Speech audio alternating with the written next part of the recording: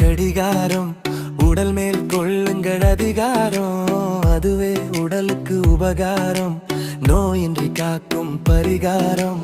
உடலே ஒரு கடிகாரம், உடல் மேல் கொள்ளுங்கள் அதிகாரம். அதுவே உடலுக்கு உபகாரம், நோயின்றி காக்கும் பரிகாரம்.